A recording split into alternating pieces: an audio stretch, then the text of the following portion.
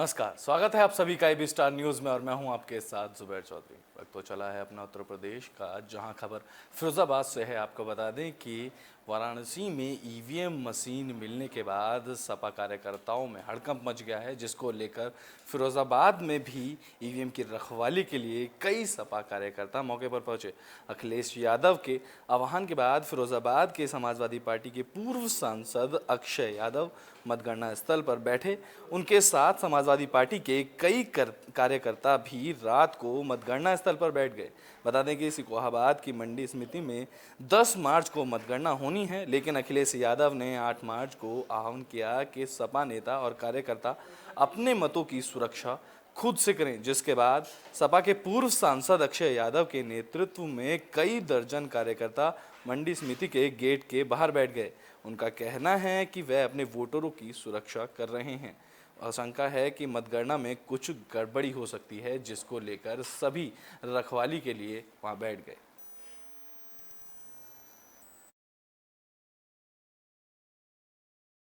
देखिए, जिस तरीके से बनारस में, चंदौली में और सीतापुर जो 3 घटना हुई आज लगातार, जहाँ पे बैलेट पेपर और मशीनों को मंडी समिति के बाहर ले जाने का काम करा, और हम लोग को आशंका है कहीं ना कहीं बेईमानी की जा सकती है। इस बेईमानी को रोकने के लिए समाजवादी पार्टी के जो प्रत्याशी हैं वो और हम सब लोग यहाँ पर मंडी समिति पर बैठे हैं और रखवाली कर रहे हैं अपने वोटों। देखिए, बुलेटिन में बात अब मऊ की कर लेते हैं। दरअसल ईवीएम पकड़े जाने के बाद से सभी प्रत्याशियों में हाहाकार मचा हुआ है, जिसको लेकर वह ईवीएम की रखवाली को लेकर खुद सामने आ रहे हैं।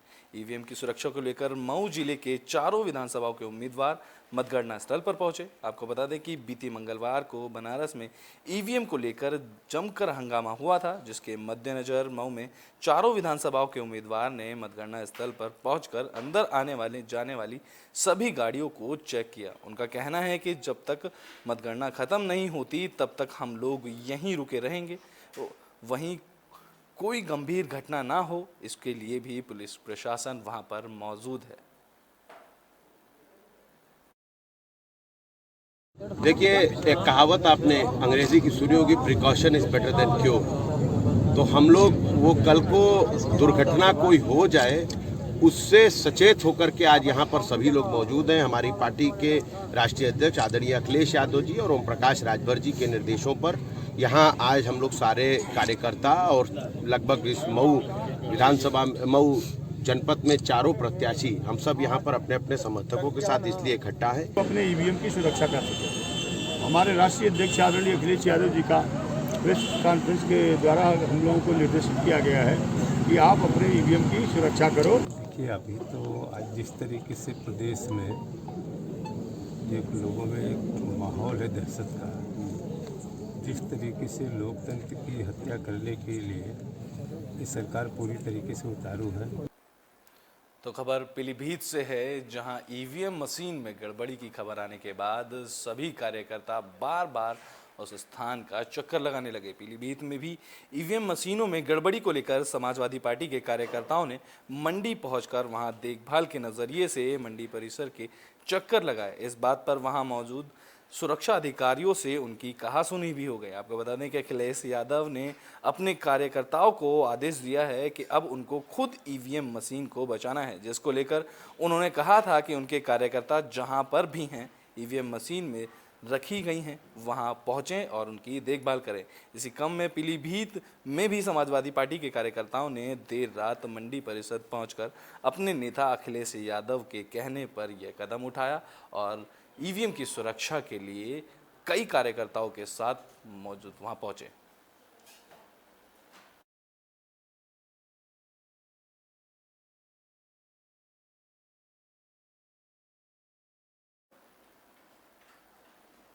तो बुलेटिन में बात अब आगरा की कर लेते हैं। आपको बता दें कि ईवीएम मशीन में हुई गड़बड़ की खबर को लेकर अब आगरा में भी इसका असर देखने को मिल रहा है, जहां सभी कार्यकर्ता के साथ उम्मीदवार अब मतगणना स्थल पर पहुंच रहे हैं। समाजवादी पार्टी के अध्यक्ष अखिलेश यादव के आह्वान पर के बाद आगरा की मंडी समिति में समाजवादी पार्टी के कार्यकर्ताओं का जमावड़ा लग गया। ईवीएम में गड़बड़ी की आशंका को लेकर समाजवादी पार्टी के कार्यकर्ता और उम्मीदवार मतगणना स्थल के बाहर ही बैठ गए। बता दें कि आगरा की मंडी समिति मतगणना स्थल के बाहर बैठे समाजवादी पार्टी के उम्मीदवार और उनके कार्यकर्ताओं का कहना है कि वह अपने वोटों की निगरानी के लिए यहां बैठे हैं।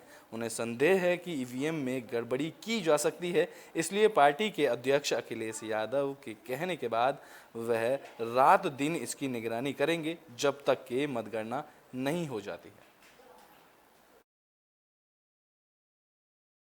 आज उत्तर प्रदेश में कुछ जिलों में जैसे बनारस, बरेली, इनमें देखा गया है समाजवादी पार्टी के कार्यकर्ताओं ने ईवीएम पकड़ी है, जो कि कुछ ट्रकों में और नगर निगम की गाड़ियों में लोड होकर कहीं जा रही थी। उसके बाद हमारे समाजवादी पार्टी के राष्ट्रीय अध्यक्ष माननीय अखिलेश यादव जी का आदेश हुआ है कि हम सभी लोग स्ट्रांग रूम के बाहर अपनी उपस्थिति दर्ज करा रहे हैं। कीर्तन के माध्यम से, भजन संध्या के माध्यम से हम समाजवादी पार्टी के तमाम लोग यहाँ स्ट्रांग रूम आगरा मंडी समिति के बाहर मौजूद है। बुलेटिन में बात अब फिरोजाबाद की कर लेते हैं, जहां मतगणना स्थल को लेकर प्रशासन पूरी तरह से अलर्ट नजर आया, तो वहीं डीएम ने मतगणना स्थल का निरीक्षण किया। सुकोहाबाद में 10 मार्च को होने वाली मतगणना को लेकर मतगणना की अंतिम तैयारियों के लिए डीएम सूर्यपाल गंगवार और एसएसपी आशीष तिवारी ने मतगणना स्थल का जायजा लिया। इस दौरान तैयारियों में खामियां पाए जाने पर उसे दूर करने के निर्देश दिए गए। बता दें कि मतगणना स्थल पर उम्मीदवारों, प्रशासन ब्लॉक, मीडिया गैलरी आदि के बैठने की व्यवस्था की गई है। इस दौरान पुलिस ड्रोन के माध्यम से फ्लैग मार्च की निगरानी की गई। एसपी ग्रामीण के असामाजिक तत्वों को कड़ा संदेश देते हुए कहा कि मतगणना के बाद किसी प्रकार का दंगा नहीं होने दिया जाएगा। अगर किसी ने भी दंगा करने का प्रयास किया तो उसके खिलाफ कठोर कार्रवाई की जाएगी। मतदान की पूरी प्रक्रिया बहुत शांतिपूर्ण तरीके से संपन्न हुई और हमें उम्मीद है और मैं आशा करता हूं कि मतगणना भी पूरी शांतिपूर्वक तरीके से संपन्न होगी। कुछ निर्देश जो दिए जा चुके हैं और आपके माध्यम से भी पुनः देना चाहते हैं कि मतगणना समाप्त होने के बाद किसी भी प्रकार के विजय जुलूस की अनुमति नहीं है। देखिए, मतदान बड़ा शांतिपूर्ण ढंग से हुआ। अब मतगणना को भी शांतिपूर्ण, निष्पक्ष व पारदर्शी तरीके से कराने के लिए हम पूर्णतः कटिबद्ध हैं और इसको देखते हुए ऑलरेडी अभी हमने रूट मार्चेस शुरू कर दिए हैं। लगभग 3 कंपनी सीपीएमएफ और 3 कंपनी पीएसी ये हमको मिल चुकी है। ये इसकी रूट मार्चेस भी शुरू हो गई हैं। ड्रोन कैमरे का भी हम लोग प्रयोग कर रहे हैं। इसके अलावा जो हमारे सेंसिटिव स्थल हैं या जो सेंसिटिव व्यक्ति हैं उन सभी को बाउंड डाउन, रेड कार्ड और इसके अलावा जो इन जगहों पे नज़र रखने की सीप्लान ऐप से हम लोग हर गांव में लगातार जो है बात कर रहे हैं। बुलेटिन में बात अब बरेली की कर लेते हैं, जहां नगर निगम की गाड़ी रोकने के बाद उसमें 3 पेटी मतपत्र मिली, जिसके बाद सभी कार्यकर्ताओं ने वहां हंगामा खड़ा कर दिया। आपको बता दें कि यूपी के विधानसभा चुनाव अब खत्म हो चुके हैं, लेकिन इसकी मतगणना अभी भी बाकी है, जो कि 10 मार्च को होगी। लेकिन बरेली के बहेड़ी में चौंका देने वाली घटना सामने आई, जब नगर निगम की कचरा ढोने वाली गाड़ी में मतपत्र पकड़े गए। बता दें कि कचरा ढोने वाली गाड़ी में 3 पेटी बिना सील लगे मतपत्र पाए गए, जिसके बाद सपा कार्यकर्ताओं ने बरेली के एफसीआई गोदाम पर जमकर हंगामा किया, जहां भारी पुलिस फोर्स भी मौजूद रही।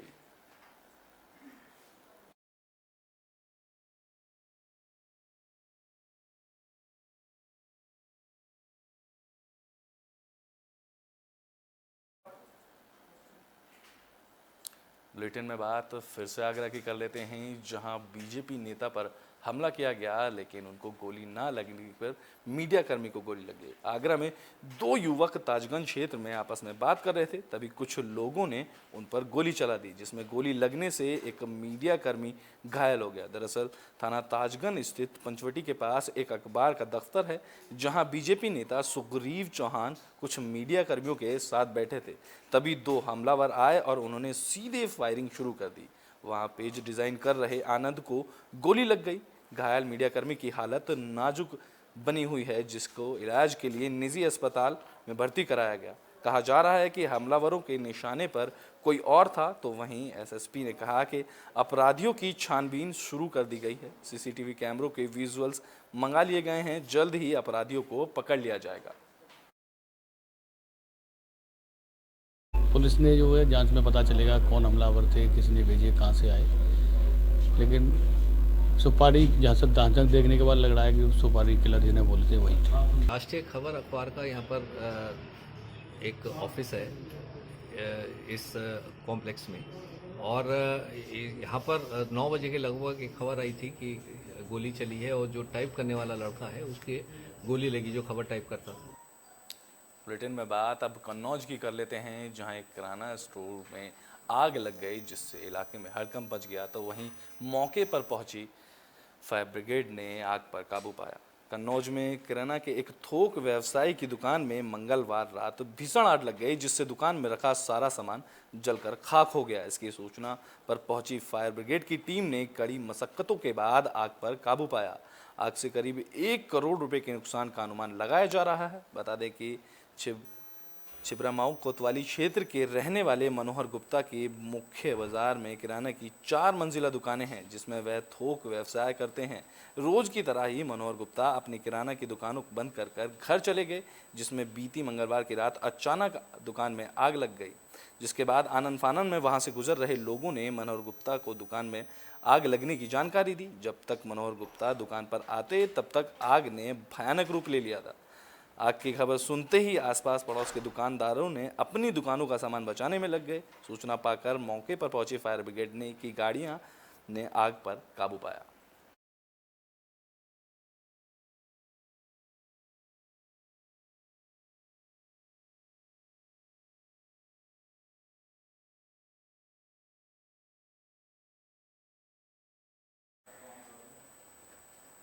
बुलेटिन में बात फिरोजाबाद की कर लेते हैं, जहां एक कार में अचानक आग लग गई, जिसके बाद कार सवार ने बड़ी ही मुश्किलों से अपनी जान बचाई। फिरोजाबाद जिले के आगरा लखनऊ एक्सप्रेसवे पर एक कार डिवाइडर से जा टकराई, जिसके बाद वह कार पलट गई और देखते ही देखते कार आग का गोला बन गई, जिससे कार में सवार लोगों ने किस तरह से अपनी जान बचाई। इस घटना से एक्सप्रेसवे पर वाहनों की लंबी कतार लग गई। पुलिस ने मौके पर पहुंचकर दमकल की मदद से आग पर काबू पाया। इसके बाद यातायात सुचारू ढंग से शुरू कराया गया।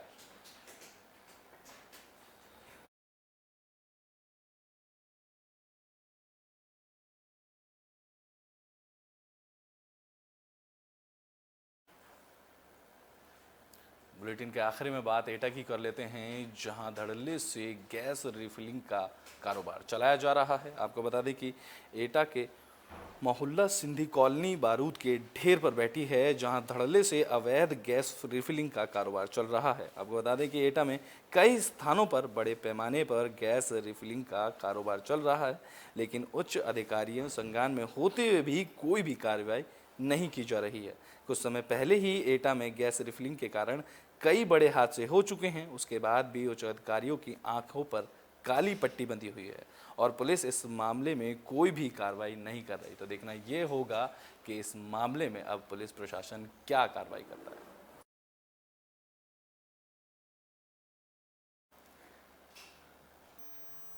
अपना उत्तर प्रदेश में अभी के लिए बस इतना ही। देश और दुनिया की तमाम खबरों के लिए देखते रहें एबी स्टार न्यूज़।